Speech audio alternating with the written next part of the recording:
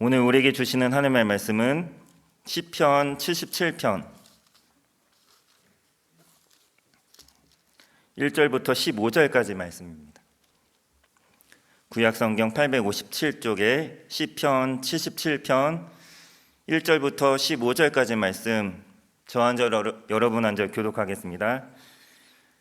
내가 내 음성으로 하나님께 부르짖으리니 내 음성으로 하나님께 부르짖으면 내게 귀를 기울이시리로다.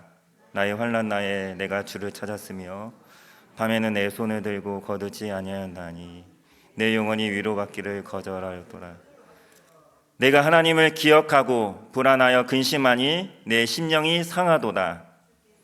그래서 내가 눈을 붙이지 못하게 하시니 내가 괴로워 말할 수 없나이다. 내가 옛날 곧 지나간 세월을 생각하였사오며 밤이 부는 노래를 내가 기억하여 내가 내 심령으로 내가 내 마음으로 간구하기를 주께서 영원히 버리실까? 다시는 은혜를 베풀지 아니하실까? 영원히 끝나는가? 그의 약속하심도 영구히 폐하였는가? 하나님이 그가 베푸실 은혜를 잊으셨는가? 노하심으로 그가 베푸실 긍휼을 그치셨는가 하였나이다. 셀라. 하기를 이는 나의 잘못이라 지존자의 오른손에 해. 곧 여호와의 일들을 기억하며 주께서 옛적에 행하신 기이한 일들을 기억하리이다. 모든 일을 작은 소리로 읊조리며 주의 행사를 낮은 소리로 되뇌리이다.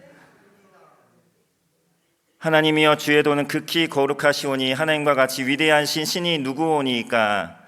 주는 기이한 일을 행하신 하나님이시라. 민족들 중에 주의 능력을 알리시고 함께 읽겠습니다. 주의 팔로 주의 백성 곧 야곱과 요셉의 자손을 속량하셨나이다.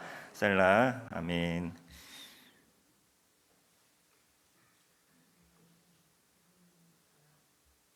오늘은 한밤중에 부르는 찬양이라는 제목으로 말씀을 전하겠습니다. 오늘 시편의 저자 시인이 고백하기를 어둠만 같은 고통의 시간들을 보내고 있다고 그렇게 고백을 하고 있습니다. 눈앞이 캄캄한, 소망이 전혀 보이지 않는 그런 상황 가운데 시인이 처해 있는 것입니다. 밤 같은 고난의 시간입니다. 시인은 그런 상황 가운데 하나님께 부르짖고 있습니다. 1절부터 3절까지 말씀을 보면 내가 내 음성으로 하나님께 부르짖으오리니 내 음성으로 하나님께 부르짖으면 내게 귀를 기울이시리로다. 나의 환난 날에 내가 주를 찾았으며 밤에는 내 손을 들고 거두지 아니하였나니 내 영혼이 위로받기를 거절하였도다. 내가 하나님을 기억하고 불안하며 근심하니 내 심령이 상하도다. 시인은 자신의 심정을 솔직하게 토로하고 있습니다. 우리는 어떻습니까? 너무 힘들다. 마음이 너무 괴롭다.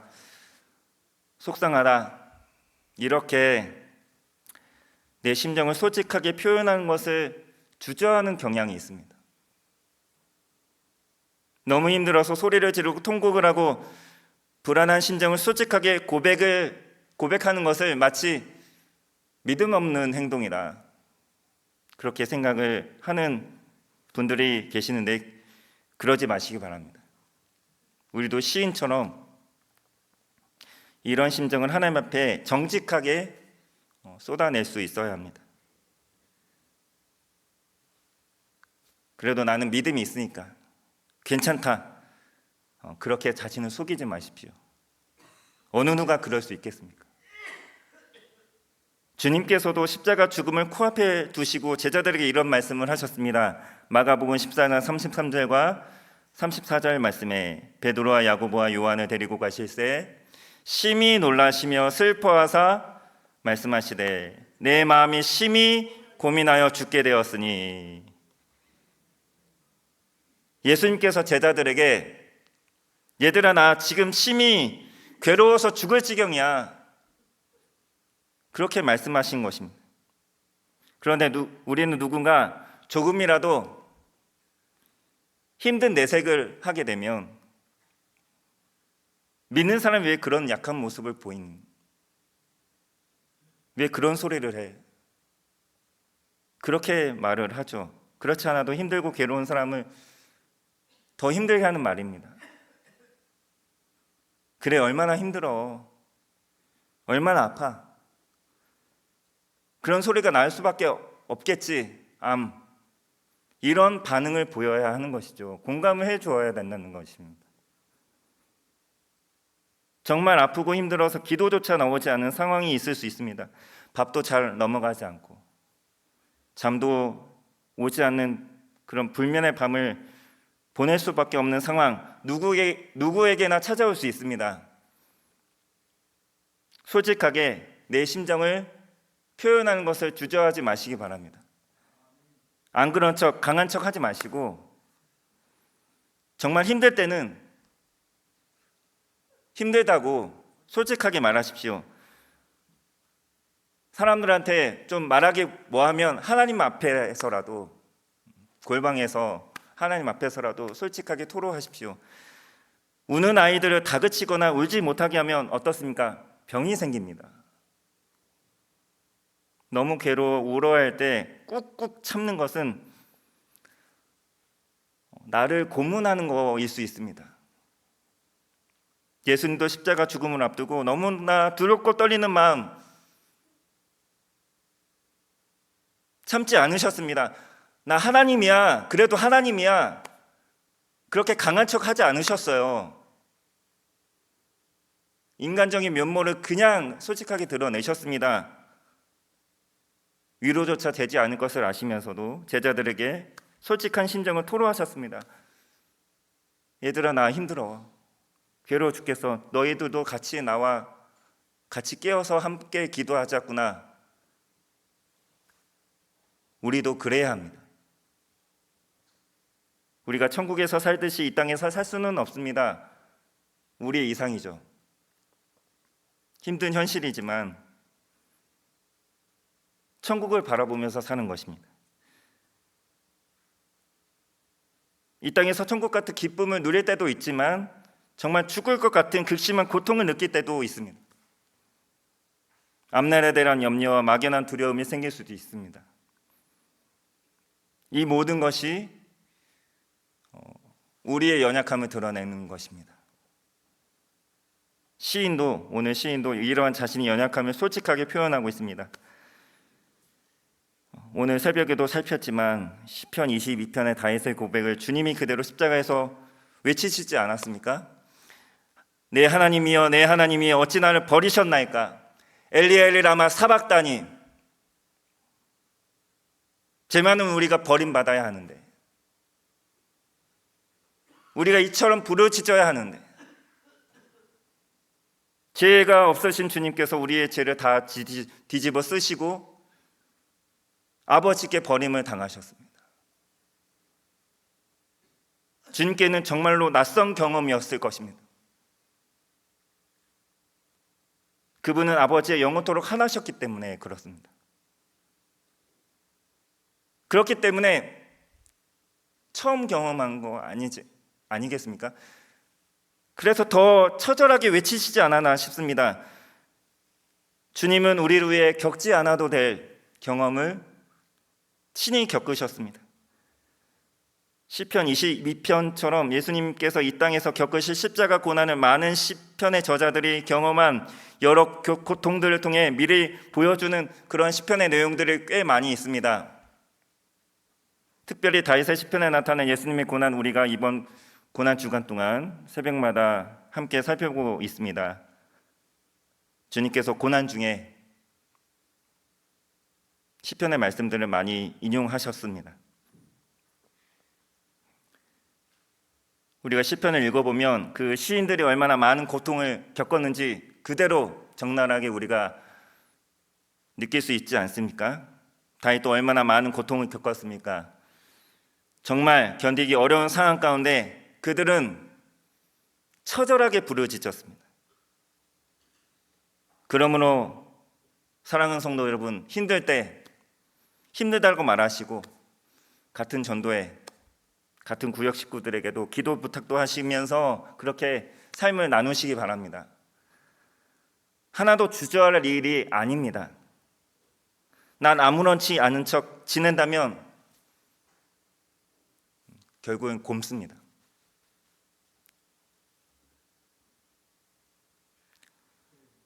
그러나 시인의 고통은 고통으로 끝나지 않았습니다. 몹시 고통스러워하다가도 어떻습니까? 노래가 시작이 됩니다.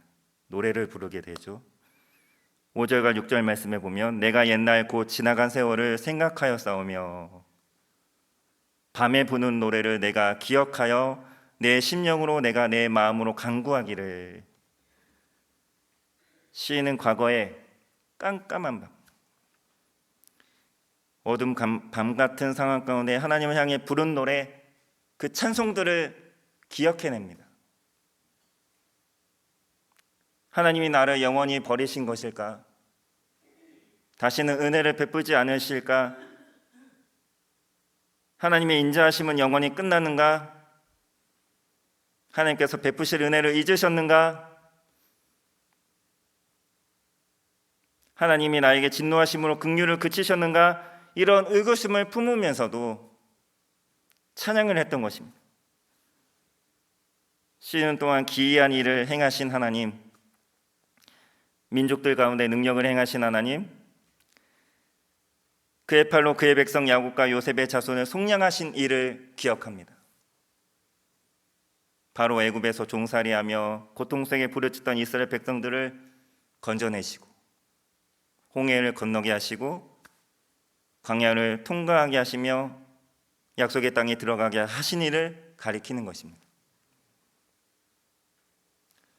우리가 새벽마다 민수기 말씀을 묵상하고 살펴보고 있지만 이스라엘 백성들이 광야 생활 가운데 하나님을 믿지 못한 불신앙의 모습들을 얼마나 많이 보여주고 있습니까?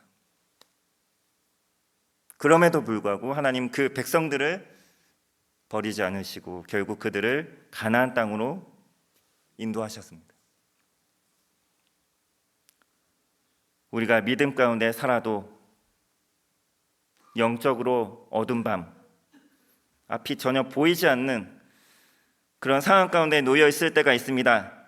그런 상황 가운데 우리는 하나님을 더 간절하게 찾게 되고 부르짖게 됩니다. 아프고 속상하고 고통스럽고 괴롭고 낙심되는 일들을 하나님께 막 쏟아내고 울다가도 나도 모르게 찬송이 터져나올 때가 있습니다.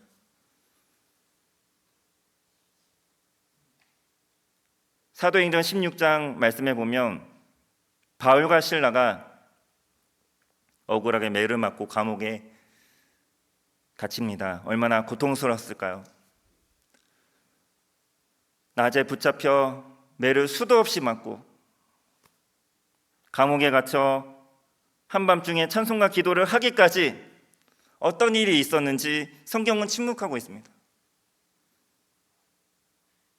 얼마나 아프고 고통스러웠을까요? 얼마나 낙심됐겠습니까? 얼마나 억울했을까요? 그저 귀신 들린 그 아이 고쳐준 것 뿐인데 바울과 실라 서로를 바라보면서 우리가 지금까지 복음을 전하다가 수많은 어려움을 겪었는데 여기서도 그러하구나 신세 한탄을 하지 않았겠습니까? 우리는 원래 아시아로 가고자 했지만 하나님이 그 길을 막으시고 우리가 어쩔 수 없이 마게도나로 발걸음을 옮기게 되고 하나님의 인도하심을 따라 첫 성 빌립보에 왔는데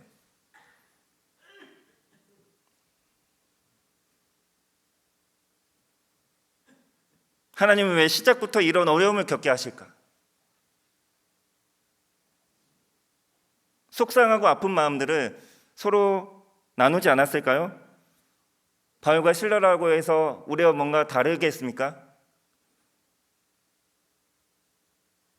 그들이 그렇게 괴로워하고 아파하다가 깜깜한 밤이 되었습니다. 아무것도 보이지 않는 어둡고 습하고 차디찬 감옥입니다. 바울과 실라 서로의 얼굴도 보이지 않는 칠흑 같은 어둠 가운데 있습니다. 한숨만 나오고 자신들의 처지가 참 애처롭고 비참하다 생각이 들면서도 그들은 더 이상 그렇게 넋두리만 하고 있을 수는 없었던 것이죠. 그들은 하나님께 소리내어 기도하기 시작했습니다. 그 기도가 결국엔 찬송으로 바뀌기 시작한 것이죠. 기도하다 보니 찬송이 터져 나왔습니다. 여러분 그런 경험을 해 보신 적 있으십니까? 기도하다가 자연스럽게 찬송을 하게 됩니다. 하나님 향해 눈물로 부르짖던 내가 찬송으로 하나님께 나아가는 것입니다. 저는 중학교, 고등학교를 서울 신림동에서 다녔는데 등하굣길이 담임 목사님께는 익숙한 곳인 서울대 정문에서 본청동으로 넘어가는 그 고갯길, 또 고시촌 골목이었습니다. 버스를 타고 갈 수 있는 길이었지만 걷는 것을 좋아해서 그 고갯길을 걸으면서 고등학교 때는 밤에 야간 자율학습을 마치고 집으로 가면서 고시촌 골목을 지나가면서 그날 하루 동안 있었던 괴롭고 속상한 일들을 하나님께 다 털어놓으면서 찬송하면서 갔던 기억이 있습니다. 내 주를 가까이 하게 함은 십자가 짐 같은 고생이나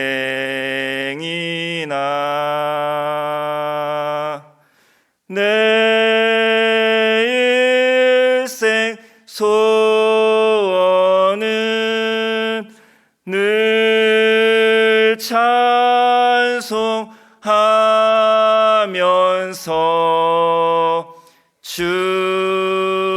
주께 더 나아가기 원합니다.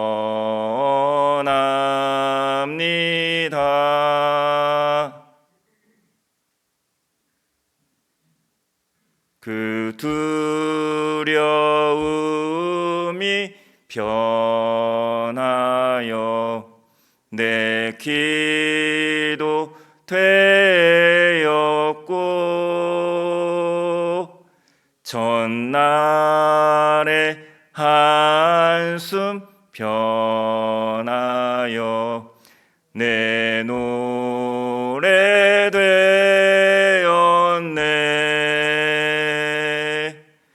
주님을 찬송하면서 할렐루야 할렐루야 내 앞길 멀고 험해도 나 주님만 찾아가리.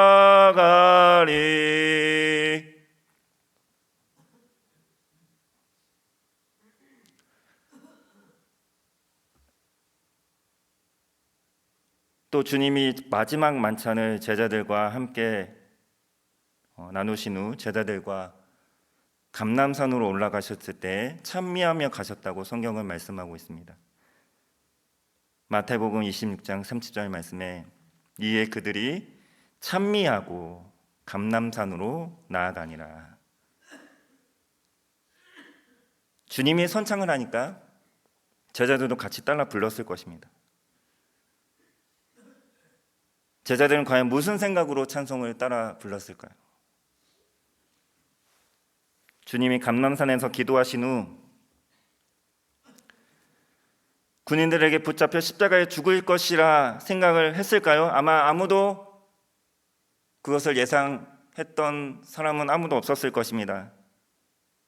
그러나 주님은 이미 이제 자신이 감람산 올라가 기도한 후에 붙잡혀 죽을 것임을 이미 아셨습니다. 그럼에도 감람산으로 올라가시면서 찬송을 부르셨습니다. 주님도 한밤중에 찬송하셨습니다. 십자가 죽음을 앞에 둔 매우 두려운 밤이었지만 찬송하면서 올라가셨습니다. 주님이 이 땅에 계시는 동안 자주 찬송하셨을 것입니다. 그런데 주님이 찬송하셨다는 기록은 여기뿐입니다. 마태와 마가만 기록하고 있습니다. 마태와 마가는 주님이 이때 찬송하신 것은 꼭 기록을 해야겠다는 성령의 영감을 받은 것입니다. 이런 상황 가운데서도 주님은 찬송하셨구나, 십자가 죽음을 앞두고서도 주님은 찬송하셨구나.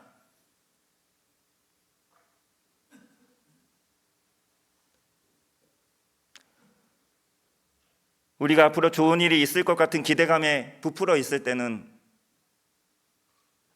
노래가, 찬송이 저절로 나옵니다. 그러나 내가 곧 어려움을 겪게 될 것을 알면서도 찬송할 수 있는 사람이 과연 몇이나 되겠습니까?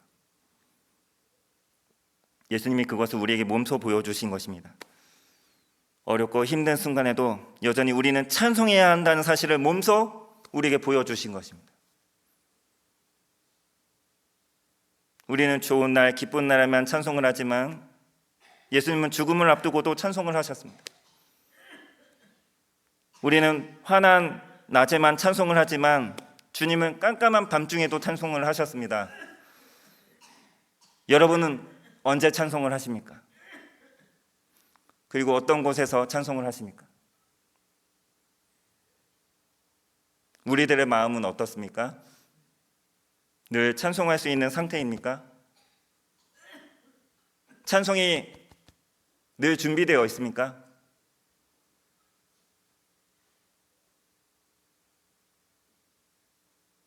우리에게 영적인 밤,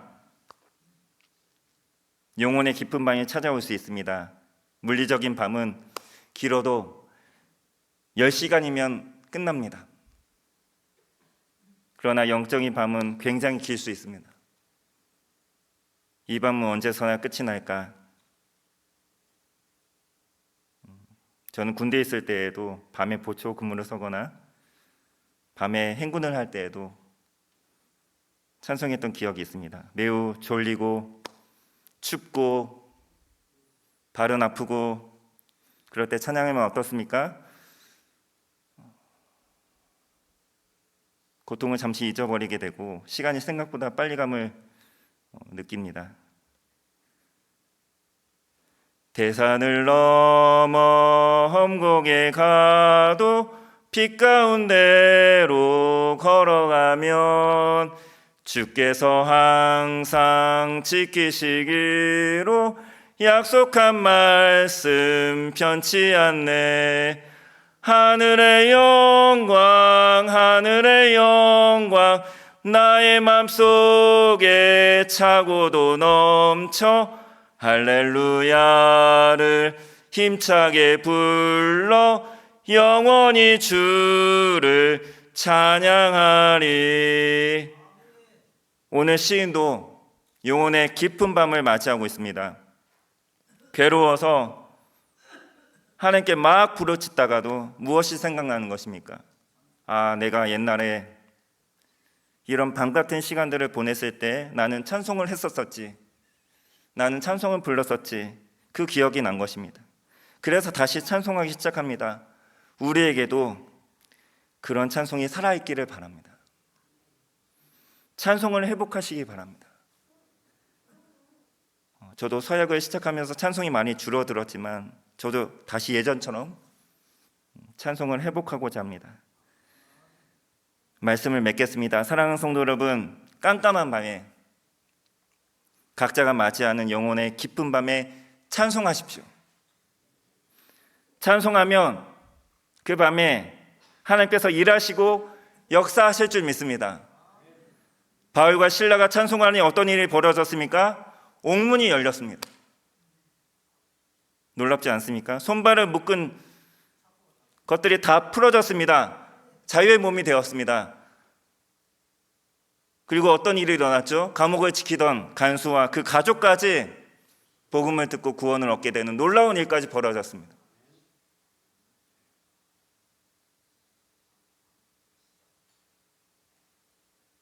곧 부활절을 앞두고 있습니다.